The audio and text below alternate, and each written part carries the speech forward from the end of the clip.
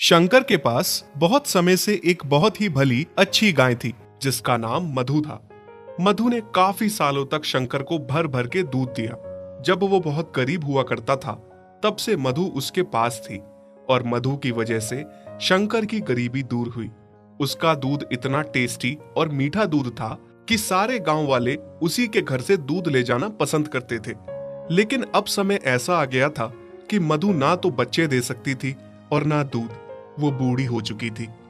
लेकिन मधु की ही जनी हुई दो बेटियां चांदनी और रोशनी शंकर के घर में थीं। दोनों गायें अब शंकर का घर चला रही थी। अच्छा खासा दूध देती थी दोनों। इस बात से मधु को गर्व भी होता था कि उसकी बेटियां उसकी जगह दूध दे रही हैं। चांदनी, आज तो तुमने बहुत दूध दिया बहन। मुझे लग रहा है तुमने आज ज्यादा ही चारा खा लिया था। हाँ दीदी, आज मैंने कुछ ज्यादा ही खा लिया था। भूख ही इतनी तेज थी आज कि खाते खाते पता ही नहीं चला। मेरी बच्चियों, मुझे इस बात का गर्व है कि मैं मालिक को दूध नहीं दे सकती।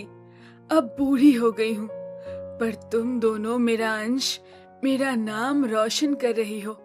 मालिक को इतना दूध देके उनका घर चला रही हो। मैं तो किसी काम की नहीं रही अब। ऐसा ना कहो माँ, जितना तुमने मालिक के लिए किया है उतना तो हम दोनों भी मिलके नहीं कर सकती। और जो मालिक मेरे लिए कर रहे हैं, हालांकि मालिक को मुझसे कोई फायदा नहीं हो रहा, मुफ्त का पाल रहे हैं मुझे। उनकी जगह कोई दूसरा होता तो मुझे कब का कसाई को बेच चुका होता। पर मालिक मुझे कितना प्यार करते हैं, अब भी मेरी कितनी देखभाल करते हैं। शंकर जितना प्यार चांदनी और रोशनी को करता था उतना ही वो मधु को भी करता था। उसको अपने पुराने दिन याद थे जब उसकी बहुत खस्ता हालत थी। उसको मधु के किए का बहुत एहसास था। मधु ने उसके बाद चांदनी और रोशनी को जन्म दिया। मधु की दोनों बेटियां अब अपनी माँ का फर्ज निभाती हैं और मालिक को वो भी मधु की तरह खूब सारा दूध देती हैं।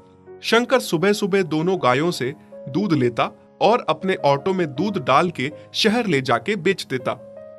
विधि, ओ विधि। हाँ जी, कहिए। मैं जा रहा हूँ दूध लेकर शहर। शायद आज मुझे आने में थोड़ी देर हो जाए। तुम ऐसा करना, चारा काट के रख देना, फिर घर आके मैं खुद ही चारा ले आऊंगा। ठीक है। शंकर दूध निकाल के ऑटो में डाल के ले जाता है और विधि चारा काटने चली जाती है। थक गई। चारा तो मैंने काट दिया। अब ऐसा करती हूँ, चारा खुद ही घर ले जाती हूँ। पता नहीं शाम को वो कब आएंगे थके हुए। विधि चारा सर पे उठा के खुद ही घर ले जाने लगी। थोड़ा भारी होने की वजह से चारा एक जगह सर से गिर जाता है। ओहो, ये घास तो सारी गिर गई। अब फिर से समेटनी पड़ेगी। नमस्ते विधि बहन। दूंगा, मैं भी आपके और भाई साहब के बारे में ही सोचकर बोल रहा हूँ, नहीं तो सारी उम्र पालते रहोगे मुफ्त में। ठीक है भाई साहब, मैं उनसे बात करके बताती हूँ। विधि चारा सर पे बांध के घर चली जाती है, पर उस व्यापारी की बात उसे कहीं न कहीं सही लग जाती है। शाम को जब शंकर घर आता है तो विधि उससे मधु को बेचने की बात करती है। विधि, तुम पागल हो गई हो क्या? तुमने ये बात सोची भी कैसे? किसने तुम्हारे दिमाग में ये बात घुसा दी और तुम उसी के कहने पर चल रही हो? उसका क्या है, यहाँ से सस्ते भाव में ले जाएगा, आगे डबल में बेचेगा। ये व्यापारी ऐसे ही होते हैं। तो कौन तुम्हें इसका लाख रुपए देगा? मुफ्त का खिलाने से अच्छा है 7,000 तो आ जाएंगे ना। कैसी बातें कर रही हो तुम? भूल गई, आज हम जो कुछ भी है मधु की वजह से ही है, और चांदनी और रोशनी भी उसी की देन है। ओहो मेरे दयालु पति, तुम भी ना, जैसा मैं कहती हूँ वैसा ही करो। वैसे भी उससे हमें कोई फायदा नहीं हो रहा है। अच्छा, कल को मैं भी किसी वजह से अगर काम ना कर पाऊं, बीमार रहने लगूं, तो तुम मुझे भी घर से निकालने की बात करोगी? बस, मैंने कह दिया, मधु यहीं रहेगी हमेशा मेरे साथ, मेरे घर में। वो इस घर के लिए बहुत शुभ है। ठीक है, अगर ऐसी बात है तो मैं भी देखती हूँ कैसे नहीं जाएगी आपकी बूढ़ी गाय इस घर से। दिन रात विधि अपने पति के साथ जिद करती है मधु को बेचने की। फिर एक दिन शंकर बीवी के आगे मजबूर हो जाता है और उसे बीवी की बात माननी ही पड़ती है। अगले ही दिन विधि उस व्यापारी को घर बुला लेती है। चांदनी, देख तो जरा, ये कौन आया है हमारे घर पे? हाँ दीदी, और इसके हाथ में तो रस्सी भी है। कहीं मालिक ने हम में से किसी को बेचने के लिए व्यापारी तो नहीं बुलाया है? नहीं मेरी बच्चियों, ऐसा ना सोचो। मालिक और मालकिन बहुत अच्छे हैं, उन पे खामखा शक ना करो। मैं उन्हें बरसों से जानती हूँ, वो हम में से किसी को भी बेच नहीं सकते। हाँ माँ, तुम सही कह रही हो। शायद भगवान ना करे ऐसा दिन कभी आए जिस दिन हमें एक दूसरे से अलग होना पड़े। हम तो मर ही जाएंगे। व्यापारी शंकर की पत्नी को मधु के बदले 7,000 रुपए देता है। अरे वाह, बड़े दिनों बाद इतनी बड़ी रकम हाथ आई है। लेकिन शंकर इस बात से बहुत दुखी था। उसे बहुत बुरा लग रहा था कि ये कैसी औरत है, चंद पैसे के लिए घर की लक्ष्मी को ही बेच रही है। थोड़ी देर बाद शंकर मधु के पास आता है और उसके सर पे हाथ फेरता है। मुझे माफ कर दो मधु, पत्नी की जिद के आगे मुझे तुम्हें बेचना पड़ रहा है। उसे लगता है कि तुम अब बूढ़ी हो गई हो, हमारे किसी काम की नहीं हो अब। हो सके तो मुझे माफ कर देना। ये सुन के मधु, चांदनी और रोशनी को बहुत बड़ा झटका लगता है। माँ, तुम्हें तो बड़ा यकीन था ना मालिक पे। देखा कैसा यकीन तोड़ दिया एक ही झटके में। आपने इनके लिए इतना कुछ किया, दूध के साथ अपना खून भी निचोड़ के दिया। जब इनका घर गृहस्थी बन गई तो अब इनको लगने लगा आप किसी काम की नहीं हो। कल को ये लोग हमारे साथ भी ऐसा ही करेंगे। अब क्या होगा माँ? ये व्यापारी आपको कसाई को दे देगा। हाँ माँ, सच कहते हैं, इंसानों को जिस चीज से फायदा होता है उसको रखते हैं। अगर वो चीज किसी काम की ना रहे उसे नहीं रखते। बहुत मतलबी होते हैं ये इंसान। बुरा तो मुझे भी बहुत लग रहा है मेरी बच्चियों, पर मेरी भी समझ में नहीं आ रहा मालिक ऐसा क्यों कर रहे हैं। तभी व्यापारी मधु को रस्सी से बांध के वहां से ले जाने लगता है। चांदनी और रोशनी बहुत रोती हैं। माँ, हम आपके बिना कैसे रहेंगे? जाते जाते मधु की आंखों में बस आंसू थे। वो तो अपने मालिक से उसके बेचने का शिकवा भी नहीं कर पाई। व्यापारी उस बुजुर्ग गाय को रास्ते में खूब मारते मारते ले जाता है। घर पहुंच के उसे गौशाला में बांध देता है और खूब सारा चारा खिलाता है। लेकिन मधु को पता था कि उसे खूब खिलाएगा पिलाएगा, फिर कसाई को उसे बेच के मोटी रकम हासिल करेगा। फिर थोड़ी देर में कसाई व्यापारी से मिलने आता है। व्यापारी उसे कहता है कि कुछ दिनों में आके उसे ले जाए। नहीं नहीं, ये व्यापारी तो मुझे कसाई को सौंप रहे हैं। मुझे नहीं मरना। मालिक, आपने ऐसा क्यों किया? मेरी क्या गलती थी? हाँ, मुझे इतनी जल्दी हार नहीं माननी चाहिए। मुझे वापस मालिक और अपनी बच्चियों के पास जाना होगा। न जाने मेरी बच्चियों का मेरे बिना क्या हाल है। उधर चांदनी और रोशनी का अपनी माँ के बिना बहुत बुरा हाल था।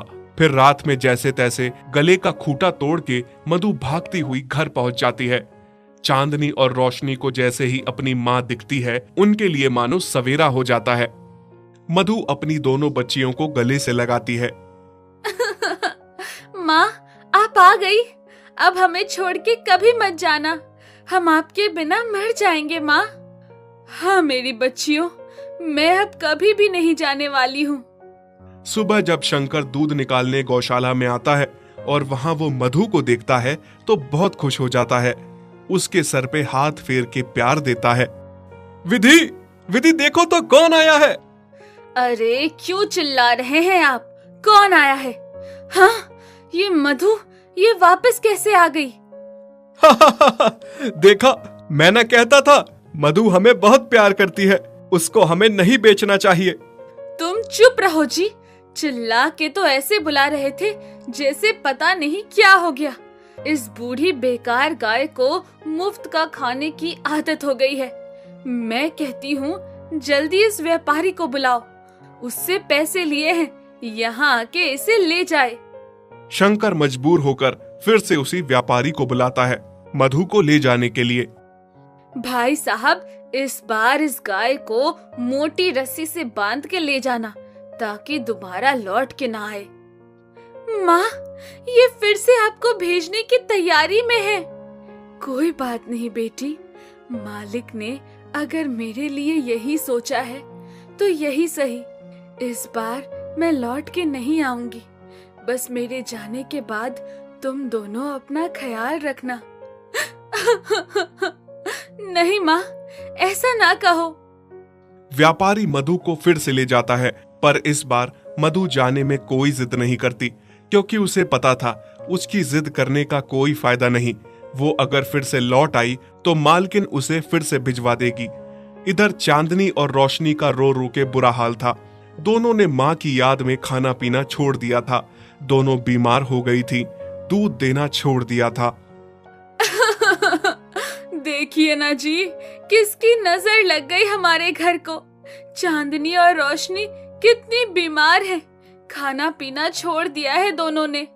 इतना अच्छा कारोबार हमारा बंद हो गया है। ये और कुछ नहीं, मधु का फिटकार लगा है हमें। बोझ थी ना वो तुम्हारे लिए, जबरदस्ती उसे बेच दिया। जिसने शुरू से हमारा साथ दिया, बाद में जब वो तुम्हारे किसी काम ना आने लगी तो उसे बेच दिया। खुद गर्ज औरत, इनको भी इनकी माँ से अलग कर दिया। ये तो होना ही था, मुझे अपने साथ पाप का भागीदार बना दिया तुमने। आप सही कह रहे हैं जी, बहुत बड़ी गलती हो गई है मुझसे। मैं आपके आगे हाथ जोड़ती हूँ। आप उस व्यापारी के पैसे लौटा दीजिए और मधु को घर ले आइए।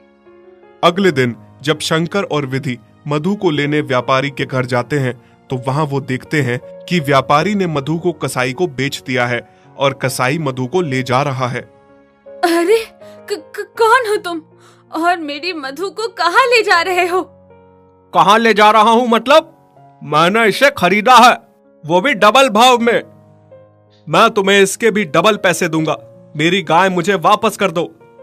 ठीक है, ले लो, मुझे तो पैसे से मतलब है, पर इस बूढ़ी गाय में रखा क्या है? वो तुमसे मतलब नहीं है। तुम बस पैसे लो और हमारी गाय को वापस करो। शंकर और मधु कसाई को पैसे देते हैं और मधु को वापस ले आते हैं। मधु, मुझे माफ कर दो। मैं कितनी गलत थी। मैंने तुम्हारे साथ कितना गलत किया। मेरी वजह से आज तुम्हारे साथ वो कसाई न जाने क्या कर लेता। हाँ मधु, अब जो भी हो जाए, मैं तुम्हें कभी खुद से अलग नहीं करूंगा। जब चांदनी और रोशनी अपनी माँ को वापस पाती हैं, तो बहुत खुश हो जाती हैं